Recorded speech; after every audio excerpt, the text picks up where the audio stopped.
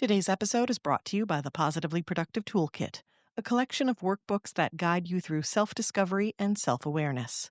These self-guided workbooks, which include links to assessments, can be completed in minutes. Request this free resource and others at the positivelyproductive.com/resources page. It's my firm belief that structure can actually offer more freedom than we realize, and systems are an excellent example. I understand when someone hears the word system, it sounds dry and rigid, but the best systems are actually the opposite of that. They create flexibility, and that flexibility is essential for so many of us. You're listening to the Positively Living Podcast. I'm your host, Lisa Zaratny, founder of Positively Productive Systems and a productivity coach certified in positive psychology and stress management. Join me as we explore ways to live a more proactive, positive life with episodes on productivity, self-awareness, mindset, entrepreneur life, habits and systems, simplicity, fun, and more. I understand overwhelm personally as a multi-passionate entrepreneur, wife and mom to kids and cats, and as a caregiver. I'm here to help you choose what's right for you so you can do less, live more, and breathe easier. Sound good? Let's get to it.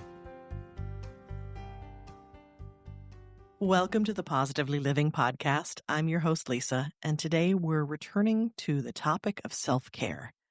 If you've been listening for a while, you've probably noticed that I circle back to this theme again and again. And as such, we've covered self-care from many different angles in over 20 episodes at this point. Why so many? Because self-care isn't optional, yet we continue to act like it is. You probably know yourself that it's the first thing you drop when time is tight and things are challenging.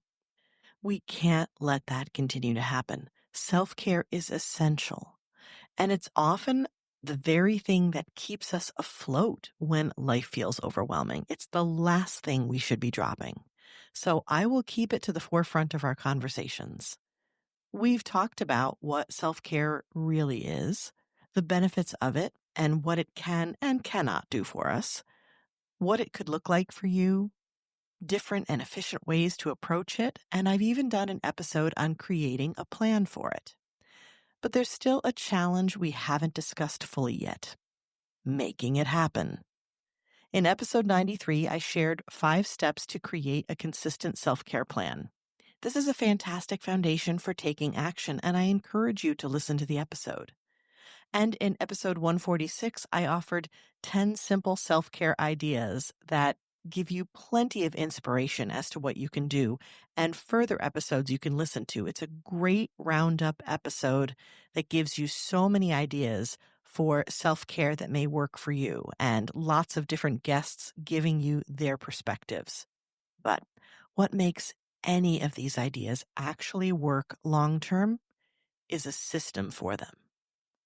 We can plan for anything, including self-care, with the best of intentions. But then what? Maybe you have a plan in place to journal or walk or drink more water, and you have everything in place. You are ready to go. You're determined. You're motivated. You have the things you need to form the habit and even ways to track and celebrate it. Everything that I've told you, right? Like a chart or a habit tracking list. You are so good to go, but missing one thing: that those plans don't always survive real life disruptions. And this is especially so for obligers and caregivers. One bad night of sleep, one sick kid, one urgent deadline or work emergency, and suddenly your carefully crafted self-care plans are out the window. That's why today we're talking about not just having a plan, but building a system for self-care. Plans versus systems. What's the distinction? A plan tells you what you want to do, which is important for clarity and creating an approach that works specifically for you. But a system makes sure you can actually do it reliably and repeatedly.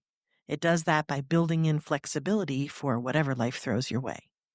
Plans are built with the assumption that life will go smoothly. Just as we are right now is how it will be, and this is what you will be doing. So, ironically, it's expecting that life will go as planned. Systems support you through the likelihood that things won't necessarily go as expected. Life will life you, and systems are ready for it. Plans are static and specific, a fixed sequence of actions designed to achieve a specific, predetermined goal. They lay out precisely what needs to be done, by whom, and by when. But they're easily broken because they're rigid and based on initial assumptions. Plans may become obsolete very quickly when circumstances change unexpectedly. Systems are dynamic and focused on the process, offering a continuous, adaptable framework that guides behavior and decision-making over time and shifts the focus from outcome to the practice and the habit. And the practice and the habit will take you to the outcome. Systems are flexible and sustainable, designed to adapt to changes, incorporating feedback loops and adjustments for continuous improvement.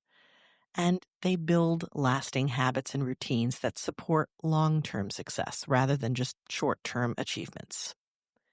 An example of this, making a plan for journaling. You might set a goal to journal 3 times a week in the morning after you exercise. Solid. You intend to fill a page and answer a set of questions, or maybe you're using a specific method like the 3-2-1 method. 3 things you're grateful for, 2 things you're excited about, and 1 thing to accomplish. Or you might be doing a 30-day gratitude journal where it's time specific. It's a short-term goal. And actually, short-term is where plans might work best for you. As you can see, there's nothing inherently wrong with any of this, and you may be able to make this work for you. But if it doesn't, this is where systems are really important. A system for journaling would instead encourage the practice of journaling, building that habit. It might include placing the journal on your nightstand for you to do as part of a routine that you already have set that you do before bed. And then having a reminder on your phone to gently encourage you that it's time to do this part of the routine. And having options for what to write. Perhaps it's a set of questions to guide you. That's a great way to do it. But the rule of not having to answer them all is really important. You allow a range of writing that counts as journaling. The reason why systems matter: plans will rely on 2 very important things, willpower and memory. And science tells us that both of those are unreliable. Willpower is finite, and decision fatigue is something we face increasingly in a world filled with so many options and so many demands, and so many distractions for that matter. I'm sure you know personally how by the end of the day, even the best intentions can evaporate. That's why systems matter. They do the heavy lifting for you. They reduce the decisions you have to make, and they remove the friction. We've talked about this before, that difficulty in doing the task or taking the step, so that it makes the healthy choice the easy choice. And that makes it more likely for you to do it. Think about how you run your business or your household. You don't cross your fingers and hope the bills get paid, or the groceries get purchased, or your customers get what they need. You set up workflows, reminders, and checklists. That's a system, and self-care deserves that same level of support. It's my firm belief that structure can actually offer more freedom than we realize, and systems are an excellent example. I understand when someone hears the word system, it sounds dry and rigid, but the best systems are actually the opposite of that. They create flexibility, and that flexibility is essential for so many of us. As caregivers, we have unpredictable schedules, and we need systems that allow for that minimum viable product. I don't know if you've ever heard this term, and you're hearing terms today that do connect to agile management, continuous improvement, and minimum viable product is this idea of what's the least amount that you need to make it work, like the smallest step, the most basic thing that will get the job done. In the case of caregivers, the minimum viable self-care step. is the quickest version that still counts and still helps. Any mom that's taken a 5-minute shower can confirm. Flexibility is essential for those who are energy challenged, people who struggle with energy, whether it's fluctuating or they simply don't have it, those who are depressed or anxious, those with chronic illness, and those who are neurodiverse also struggle with fluctuating energy, and they need systems that let them scale up or down depending on their energy on any given day. Flexibility is essential for rebels and creatives. Those who crave variety and control can gain a lot from systems that let them rotate options while still providing consistency. Consistency is where things are going to happen, but you still want those options. This is why I created a system for many of my clients called flex blocking. It's an alternative to time blocking. A time block is more of a plan. It's very specific and it's very rigid, and you're saying you're going to do a certain thing at a certain time. Flex blocking is a system that uses the benefits of time blocking within it, but gives you the options to insert what it is that you want to do, that you feel you can do at a given time. You're still getting the things done, but you're getting it done with flexibility and with a certain amount of control, or at least perceived control, which can be very satisfying. So the elements of a self-care system, if this sounds good to you, let's get into how you would build a system for self-care. And I recommend 4 elements. The first is the environment and the tools. Have the right tools to do the thing you want to do and put them where you'll use them. Have them available and easy to access. That reduces what we call friction, right? If you want to read more, put a book on your nightstand right there, ready to pick up and read. If you want to drink more water, keep a bottle within reach at all times. And don't be afraid to multiply the tools and the spaces as needed. I have water bottles in different locations of my house, probably to the dismay of my family, but oh well. I have one in my office as well to ensure that I keep hydrated without missing a beat. If I have to start a meeting, I don't have to worry about whether or not I brought a water bottle from somewhere else in the house into the office. I'm ready to go. The second element is triggers and reminders. Use approaches like habit stacking, which we've talked about on the podcast before, and setting reminders to help you practice self-care. Pair your self-care with something you already do, like walking before you have a coffee break, or stretching after you brush your teeth, or journaling before you read your favorite book. Set timers, which can do so much for you. They remind you so that you don't have to keep thinking about the task until it's time. They can trigger you to have self-care feel official, like this is an appointment with yourself. And they help you to be more present, not only when doing the self-care task, but also in whatever else it was that you needed to focus on. Timers are a great way to be more present because you're focused on the moment instead of what comes next. The third element is support and accountability. Accountability helps nearly everyone, but especially obligers. When you're talking about self-care accountability, it could be having a walking buddy or someone who tries to take care of themselves at the same time. And that can be wonderful, especially if you like community. Maybe if you're an extrovert and you're an obliger, this would be a magical combination.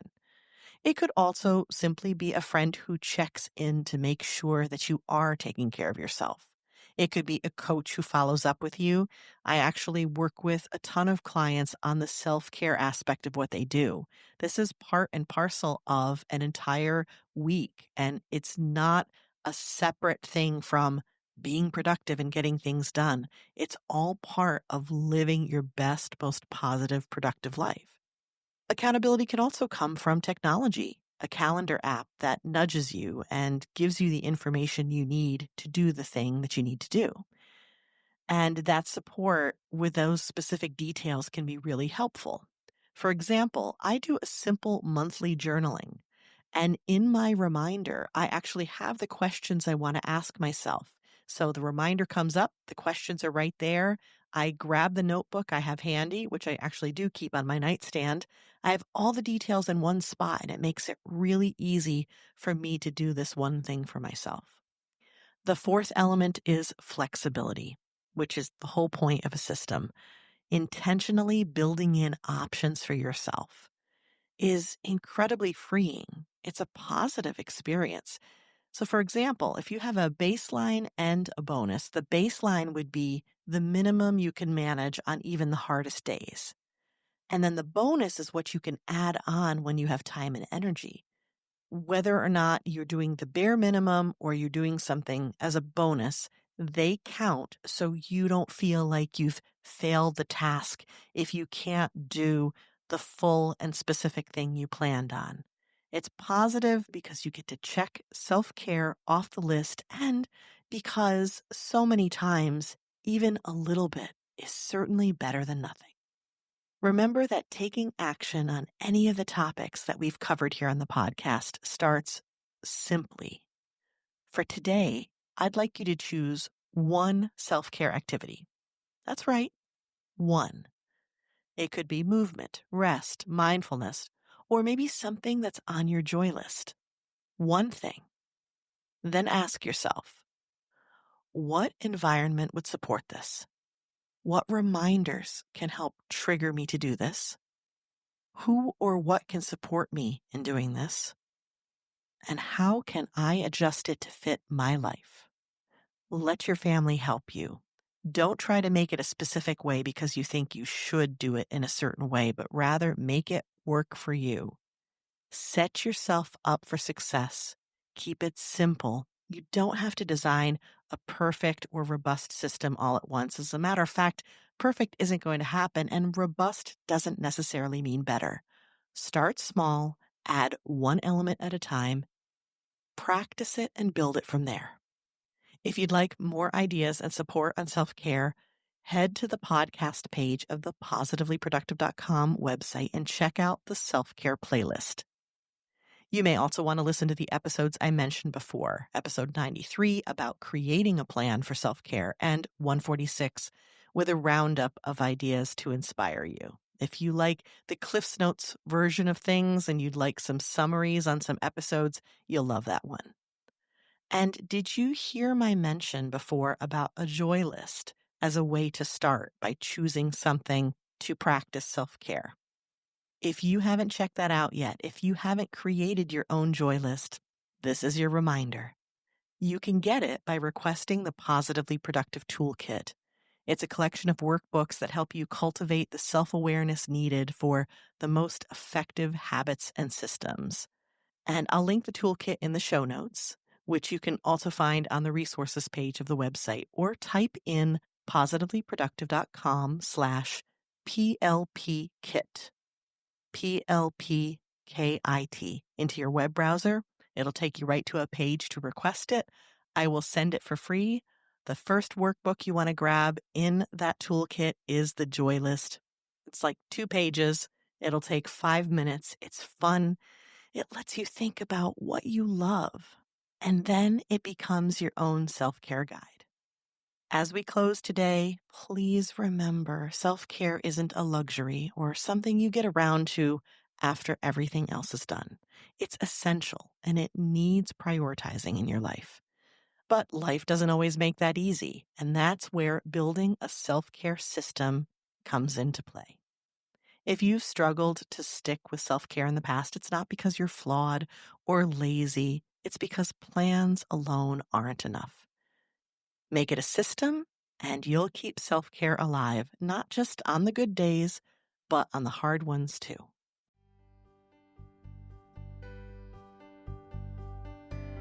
Thank you for joining me today. Your time is precious, and I'm honored you chose to spend it with me. If you have feedback or questions, you can find me through the Connect page of the positivelyproductive.com website. And if you're looking for any of the resources mentioned here, from books to products to training and more, go to positivelyproductive.com/resources.